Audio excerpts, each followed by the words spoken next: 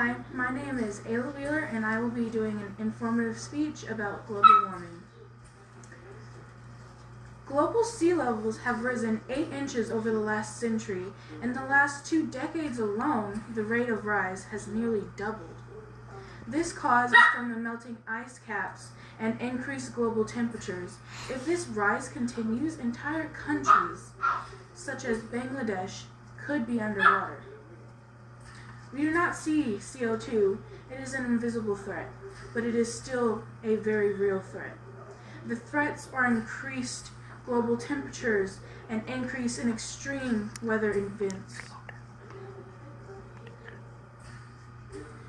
and that include floods, melting ice, rising sea levels, an increase in ocean acidity, and hurricanes. And as you know, there have been quite a few hurricanes this year. Today, we will discuss, first, what global warming does to the Earth. Second, facts about global warming and what causes it. Next, we will discuss how to help decrease global warming. And much of the information that I am giving to you today has come from NASA. Global warming has had so many observable effects on our precious planet. Let's start with the glaciers shrinking. The shrinking affects the sea levels, which means the ocean is rising. And if this continues, countries could end up underwater. This has been predicted that the sea levels will rise about 1 to 8 feet by 2100. They have also said that the rise of sea level will continue even after, and so that means many places will end up underwater. Hurricanes will become stronger and more intense. Research shows that from the 1980s to now, there has already been an increase in hurricanes and how intense they are. It has also been predicted that there will be more droughts and heat waves. The heat waves are predicted to become more intense, which will in turn make the cold less intense. These high temperatures can affect the soil moisture, and that will affect what we are able to grow and how much of it we are able to grow. There's also going to be changes in precipitation patterns, and depending on what area you live, you will either get more precipitation or less. And then we have what the scientists like to call the greenhouse effect.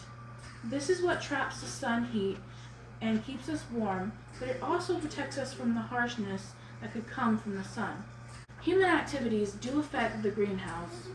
This can change the way it works slightly, which means the earth will become hotter, and it could affect the way we do things. Some things that humans do that could alter the natural greenhouse effect include the burning of fossil fuels, such as oil and coal. Burning these resources has increased the concentration of carbon dioxide. This happens because the burning of coal or oil combines carbon and oxygen, and that makes CO2. And also, in a much less extent, other human activities such as the clearing of land for agriculture and industry has also increased concentrations of greenhouse gases. There are many ways to help stop or decrease the expansion of global warming, and I will tell you a few easy and obtainable ways for you to start helping our planet. One way to help would be to reduce the amount of water you use, because saving water, it reduces carbon pollution. And this is because it takes a lot of water to heat, treat, or pump your water. Another way would be to pull the plugs on some devices that you don't need or you're not using, or if the device is fully charged, you can pull the plug and it'll stop using so much energy, and it will help with global warming just a little bit. And one of the last easy things that I will give to you to do is recycle. We produce so much trash, and a lot of that trash could be put to use and be reused, and some of the other trash could be composted, and it could help with making better soil for our crops. So, in conclusion, we went over what global warming is and what it does to our planet. We went over what facts about global warming and what causes it. And then we went over some easy things you can do to help stop or decrease global warming.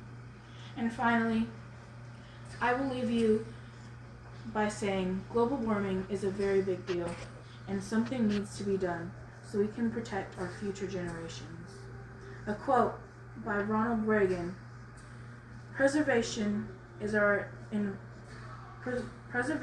our environment is not a literal or conservative challenge. It's common sense.